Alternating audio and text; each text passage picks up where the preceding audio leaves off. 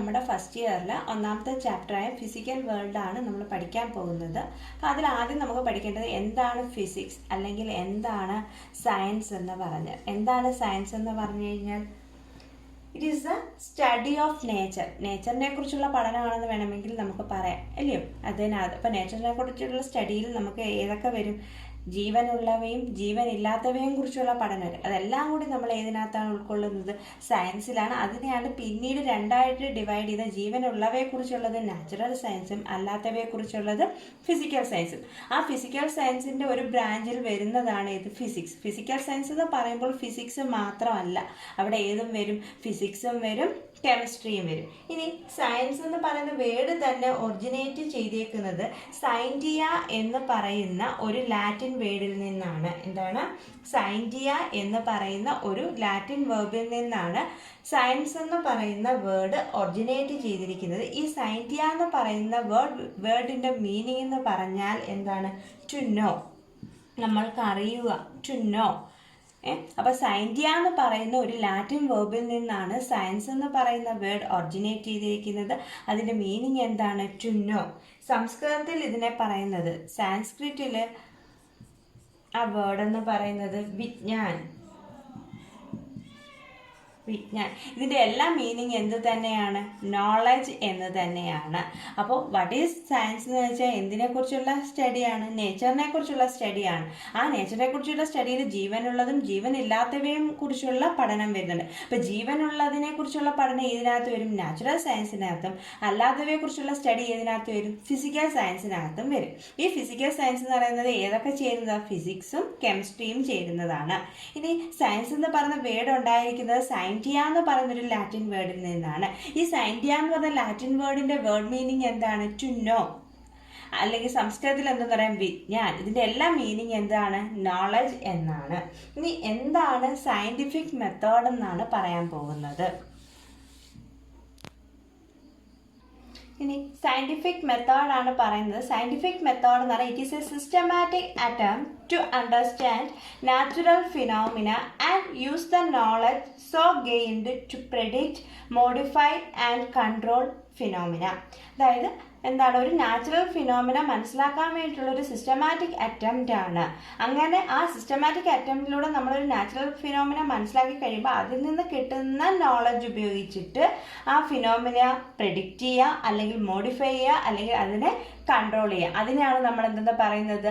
Scientific method എന്ന് പറയുന്നത്. ഇനി ആ സയന്റിഫിക് മെത്തേഡിന്റെ സ്റ്റെപ്സ് എന്തൊക്കെയാണെന്നാണ് പറയാൻ പോകുന്നത്. സയന്റിഫിക് മെത്തേഡിലെ സ്റ്റെപ്സ് എന്തൊക്കെയാണെന്നാണ് പറയാൻ പോകുന്നത്. ഒന്നാമത് സിസ്റ്റമാറ്റിക് ഒബ്സർവേഷൻ. അതായത് സിസ്റ്റമാറ്റിക് ആയിട്ടുള്ള ഒബ്സർവേഷൻ. ഏതൊരു കാര്യം കണ്ടാലും അതിനകത്ത് സിസ്റ്റമാറ്റിക് ആയിട്ടുള്ള ഒബ്സർവേഷൻ, ഏതൊരു ഫിനോമിനയായാലും. ഇനി രണ്ടാമത്തെന്ന് പറഞ്ഞാൽ കൺട്രോൾഡ് ആയിട്ടുള്ള എക്സ്പെരിമെൻറ്റ്. മൂന്നാമത്തെന്ന് പറഞ്ഞാൽ ക്വാളിറ്റേറ്റീവും ക്വാണ്ടിറ്റേറ്റീവുമായിട്ടുള്ള reasoning. 4 mathematical modelling. 5 prediction. Last ഈ 5 സ്റ്റെപ്പും കഴിഞ്ഞിട്ട് ലാസ്റ്റ് വരുന്നതാണ് അതിൻ്റെ വെരിഫിക്കേഷൻ അല്ലെങ്കിൽ ഫാൾസിഫിക്കേഷൻ ഓഫ് തിയറീസ്. അതായത് ഒരു സയൻറ്റിഫിക് മെത്തേഡിൽ വരുന്ന സ്റ്റെപ്സ്. ജസ്റ്റ് ഈ കാര്യങ്ങളൊക്കെ ഒന്ന് അറിഞ്ഞിരുന്നാൽ മതി. ഇതൊക്കെയെന്ന് പറഞ്ഞാൽ ഇൻട്രൊഡക്ഷനായിട്ട് പറയുന്ന കുറേ കാര്യങ്ങളാണ്. ജസ്റ്റ് ഇതെല്ലാം വായിച്ചു വെച്ചേക്കുക. അതായത് ഒരു സയൻറ്റിഫിക് മെത്തേഡിൽ വരുന്ന സ്റ്റെപ്സ് എന്ന് പറഞ്ഞാൽ സിസ്റ്റമാറ്റിക് ആയിട്ടുള്ള ഒബ്സർവേഷൻ ഉണ്ട്, കൺട്രോൾഡ് എക്സ്പെരിമെൻറ്റ്സ് ഉണ്ട്, ക്വാളിറ്റേറ്റീവും ക്വാണ്ടിറ്റേറ്റീവുമായിട്ടുള്ള reasoning, mathematical modelling, 5 prediction, last വരുന്നതാണ് വെരിഫിക്കേഷൻ അല്ലെങ്കിൽ ഫാൾസിഫിക്കേഷൻ ഓഫ് തിയറീസ്.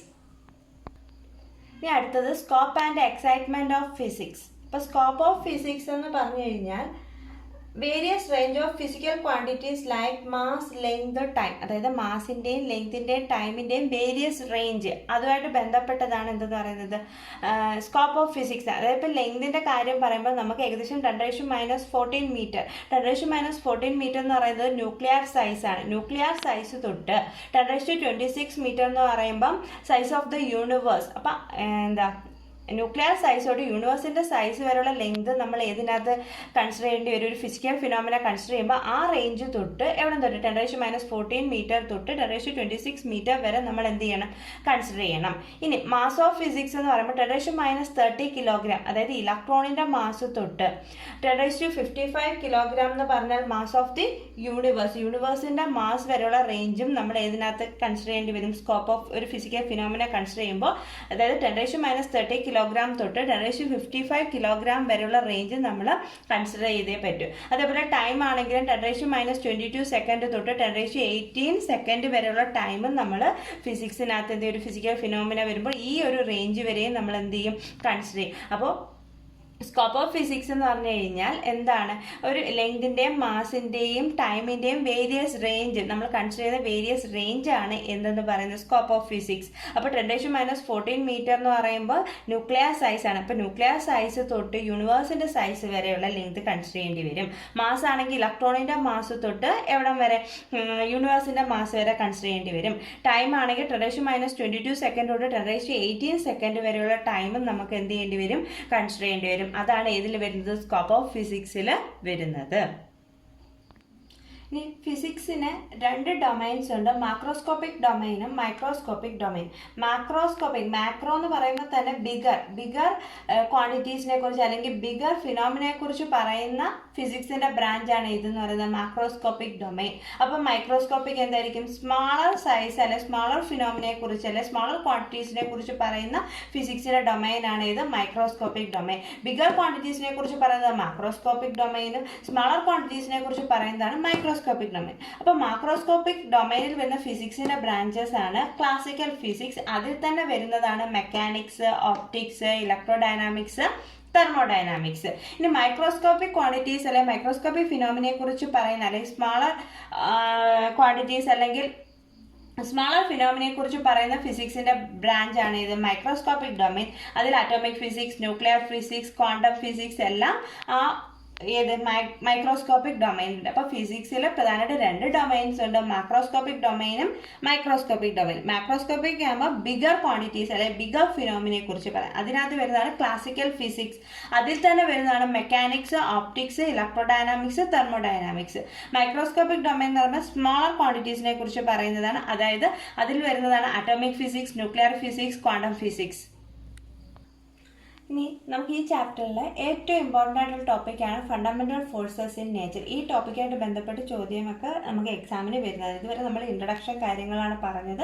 അപ്പോൾ fundamental forces in nature, fundamental forces എന്ന് പറയുമ്പോൾ 4 ടൈപ്സ് ഉണ്ട്. അപ്പോൾ നേച്ചറിലെ ഫണ്ടമെൻ്റൽ ഫോഴ്സസിനെ നമുക്ക് എത്രയായിട്ട് ക്ലാസിഫൈ ചെയ്യാം? 4ആയിട്ട്. ഒന്നാമത്തത് ഗ്രാവിറ്റേഷണൽ ഫോഴ്സ്. ഏതാണ്? Gravitational force. ഒന്ന് ഗ്രാവിറ്റേഷണൽ ഫോഴ്സ്, രണ്ടെന്ന് പറയുന്നത് ഇലക്ട്രോ മാഗ്നറ്റിക് ഫോഴ്സ്,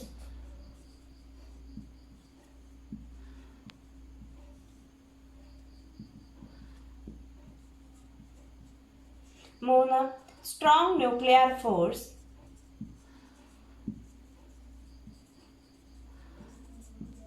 നാല് വീക്ക് ന്യൂക്ലിയർ ഫോഴ്സ്. അപ്പോൾ നേച്ചറിലുള്ള ഫണ്ടമെൻ്റൽ ഫോഴ്സസിനെ നമുക്ക് എത്രയായിട്ട് ക്ലാസിഫൈ ചെയ്യാം? 4ആയിട്ട് ക്ലാസിഫൈ ചെയ്യാം. ഒന്ന് gravitational force, 2 electro magnetic force, 3 strong nuclear force, 4 weak nuclear force. ഇനി നമുക്ക് ഓരോ ഫോഴ്സിനെ കുറിച്ചും ഡീറ്റെയിൽഡ് ആയിട്ട് പഠിക്കാനുണ്ട്. അപ്പോൾ ആദ്യം ഗ്രാവിറ്റേഷണൽ ഫോഴ്സിന്റെ പ്രത്യേകതകൾ പറയാം. അപ്പോൾ ഗ്രാവിറ്റേഷണൽ ഫോഴ്സ് എന്ന് പറയുമ്പോൾ 2 മാസുകൾ തമ്മിലുള്ള അട്രാക്റ്റീവ് ഫോഴ്സ് ആണ്. അപ്പോൾ gravitational force is the force of mutual attraction between 2 objects by virtue of their mass. അതായത് 2 മാസുകൾ തമ്മിലുള്ള അട്രാക്റ്റീവ് ഫോഴ്സ് ആണ് ഏതെന്ന് പറയുന്നത്? ഗ്രാവിറ്റേഷണൽ ഫോഴ്സ് ആണ്. മ്യൂച്വൽ അട്രാക്ഷൻ ആണ്. അപ്പോൾ ഗ്രാവിറ്റേഷണൽ ഫോഴ്സിനെ കുറിച്ചൊക്കെ നിങ്ങൾ സ്കൂൾ ക്ലാസ്സിൽ പഠിച്ചിട്ടുണ്ടാകും. ഗ്രാവിറ്റേഷണൽ ഫോഴ്സിന്റെ പ്രത്യേകത എന്താണ്? അല്ലെങ്കിൽ newton universal law of gravitation നിങ്ങൾ പഠിച്ചിട്ടുണ്ട്. അതായത് ഗ്രാവിറ്റേഷണൽ ഫോഴ്സ് ബിറ്റ്വീൻ 2 ഒബ്ജക്ട്സ് എന്ന് പറയുന്നത് ആ 2 ഒബ്ജക്ട്സിന്റെ ഇപ്പോൾ M1 M2 എന്ന് പറയുന്ന രണ്ട് ഓബ്ജക്ട്സ് ആണ്. അവയുടെ മാസസ് ആണ് M1 M2. അവയുടെ സെന്റേഴ്സ് തമ്മിലുള്ള ഡിസ്റ്റൻസ് ആണ് R എങ്കിൽ ആ ഫോഴ്സ് എന്ന് പറയുന്നത് മാസുകളുടെ പ്രോഡക്റ്റിന് ഡയറക്ട്ലി പ്രൊപ്പോർഷണലും അവ തമ്മിലുള്ള ഡിസ്റ്റൻസിന്റെ സ്ക്വയറിന് എങ്ങനെയായിരിക്കും? ഇൻവേഴ്സ്ലി പ്രൊപ്പോർഷണലുമായിരിക്കും. അല്ലെങ്കിൽ F proportional to M1 M2 divided by R square. Proportionality മാറ്റുമ്പോൾ F equal to G M1 M2 divided by R square എന്നെഴുതാം. അപ്പോൾ ഗ്രാവിറ്റേഷൻ ഓഫ് ഫോഴ്സ് എന്ന് പറഞ്ഞാൽ എന്താണ്? Force of mutual attraction between two objects by virtue of their mass. ആ ഫോഴ്സിന്റെ പ്രത്യേകത എന്താണ്? അവയുടെ മാസുകളുടെ പ്രോഡക്റ്റിന് ഡയറക്ട്ലി പ്രൊപ്പോർഷണലും മാസുകളുടെ സെന്റേഴ്സ് തമ്മിലുള്ള ഡിസ്റ്റൻസിന്റെ സ്ക്വയറിന് എങ്ങനെയായിരിക്കും? ഇൻവേഴ്സ്ലി പ്രൊപ്പോർഷണലും ആയിരിക്കും. രണ്ടുകൂടെ കമ്പൈൻ ചെയ്യുമ്പോൾ F proportional to M1 M2 by R square അല്ലെങ്കിൽ F equal to G M1 M2 by R square എന്ന് കിട്ടും. ഇതാണ് ഗ്രാവിറ്റേഷൻ ഓഫ് ഫോഴ്സിന്റെ ഇക്വേഷൻ എന്ന് പറയുന്നത്. ഇനി നേച്ചറിലെ ഏറ്റവും വീക്കസ്റ്റ് ആയിട്ടുള്ള ഫോഴ്സ് ആണ് ഏതെന്ന് പറയുന്നത്? Gravitational force. അപ്പോൾ ഏറ്റവും വീക്കസ്റ്റ് ഫോഴ്സ് ആണ് ഏതെന്ന് പറയുന്നത്? Gravitational force. പരീക്ഷയ്ക്ക് ചോദിക്കാം, ഫണ്ടമെന്റൽ ഫോഴ്സിൽ ഏറ്റവും വീക്കസ്റ്റ് ആയിട്ടുള്ള ഫോഴ്സ് ഏതാണ്? ഗ്രാവിറ്റേഷണൽ ഫോഴ്സ് ആണ് ഏറ്റവും വീക്കസ്റ്റ് ആയിട്ടുള്ള ഫോഴ്സ് എന്ന് പറയുന്നത്. ഇനി നമ്മൾ പറഞ്ഞു അട്രാക്റ്റീവ് ഫോഴ്സ് ആണ്. എപ്പോഴും ഗ്രാവിറ്റേഷണൽ ഫോഴ്സ് എന്ന് പറയുന്നത് എന്തായിരിക്കും? അട്രാക്റ്റീവ് നേച്ചർ ആയിരിക്കും. അപ്പോൾ ഓൾവേസ് അട്രാക്റ്റീവ് ആണ്. Always attractive. യൂണിവേഴ്സിലെ എല്ലാ ഒബ്ജക്ട്സിനും തമ്മിൽ എന്തുണ്ട്? ഒരു ഗ്രാവിറ്റേഷണൽ ഫോഴ്സ് ഓഫ് അട്രാക്ഷൻ ഉണ്ട്. അപ്പൊ നമുക്ക് എന്തെന്ന് പറയാം? It is A universal force. It is A universal force. It is A universal force. ഇതിന്റെ റേഞ്ച് എന്ന് പറയുന്നത് ഇൻഫിനിറ്റി ആണ്. It's range is infinity. അപ്പൊ ഇൻഫിനിറ്റി റേഞ്ച് ആണ് ഇതിനുള്ളത്? ഗ്രാവിറ്റേഷണൽ ഫോഴ്സിനുള്ള. അപ്പൊ ഒന്നാമത്തെ ഫണ്ടമെന്റൽ ഫോഴ്സ് ആണ് ഗ്രാവിറ്റേഷണൽ ഫോഴ്സ്.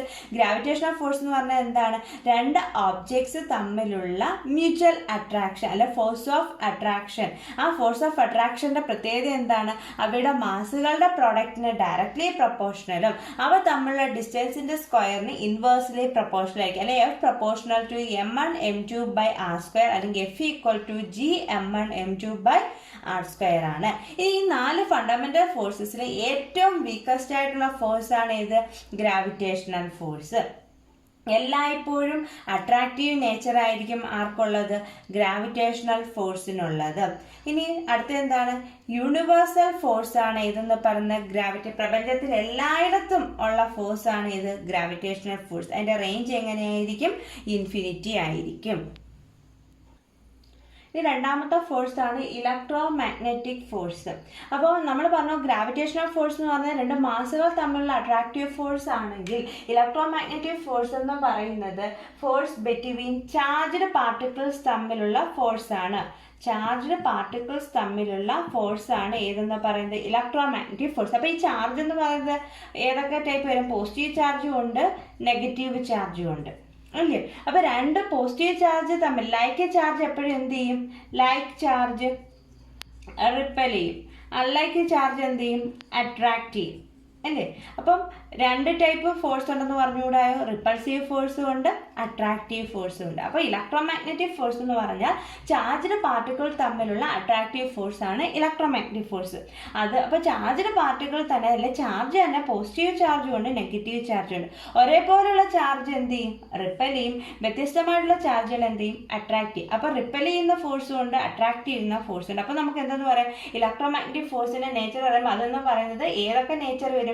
റിപ്പൾസീവ് നേച്ചറും വരും, പിന്നെ അട്രാക്റ്റീവ് നേച്ചറും വരും. റിപ്പൾസീവ് നേച്ചറും വരും, അട്രാക്റ്റീവ് നേച്ചറും വരും. ഇനി നമ്മൾ ഇതിന്റെ ഇക്വേഷൻ പറയുമ്പോൾ ഗ്രാവിറ്റേഷൻ ഫോഴ്സിന്റെ എന്താ പറഞ്ഞാൽ? F equal to G M1 M2 by R square. അതേപോലെ ഇതിന്റെ ഇക്വേഷൻ എന്ന് പറയുന്നത് F equal to K into ജിക്ക് പകരം കെ ഇൻറ്റു രണ്ട് charges Q1 Q2 divided by R². ഇതിൻ്റെ ഡെറിവേഷനൊക്കെ നമ്മൾ സെക്കൻഡ് ഇയറിൽ പഠിക്കുന്നുണ്ട്. അതായത് ഈ ലോ എന്ന് പറയുന്നത് കൂളംസ് ലോയുടെ മാത്തമാറ്റിക്കൽ ഫോമാണ്. അതായത് നമ്മുടെ F=G(m1)(m2) divided by R² similar ആയിട്ടുള്ള ഇക്വേഷനാണ് ഇവിടെ വരുന്നത്. അതായത് F=Gക്ക് പകരം ഇവിടുത്തെ പ്രൊപ്പോർഷണാലിറ്റി കോൺസ്റ്റന്റ് ആണ് K. ചാർജസ് വരുമ്പോൾ Q1 Q2 അവ തമ്മിലുള്ള ഡിസ്റ്റൻസിന്റെ സ്ക്വയർ. ഈ ലോയെ നമ്മൾ പറയുന്ന പേരാണ് കൂളോംസ് ലോ എന്നൊക്കെ പറയാം. അത് സെക്കൻഡ് ഇയറിൽ നമ്മൾ ഡീറ്റെയിൽഡ് ആയിട്ട് പഠിക്കും. ഇനി ഈ കോൺസ്റ്റന്റ് കെയ്ക്ക് ഒരു വാല്യൂ ഉണ്ട്. K=1/4πε0 എന്നൊക്കെ പറയും. 1/4πε0 എന്ന് പറയുന്നതാണ് ആ കോൺസ്റ്റന്റ്. അതൊക്കെ നമുക്ക് സെക്കൻഡറി പഠിക്കാനുള്ള ജസ്റ്റ് ഇക്വേഷൻ മാത്രം ഓർത്തിരിക്കുക. അപ്പോൾ ഇവിടുത്തെ ഫോഴ്സിന്റെ equation F=K(Q1 Q2 divide by R²). ഇനി ഇതെന്ന് പറയുന്നത് ഗ്രാവിറ്റേഷണൽ ഫോഴ്സിനേക്കാൾ സ്ട്രോങ്ങർ ആണ്. അപ്പോൾ എന്താണ് സ്ട്രോങ്ങർ ദാൻ ഗ്രാവിറ്റേഷണൽ ഫോഴ്സ്?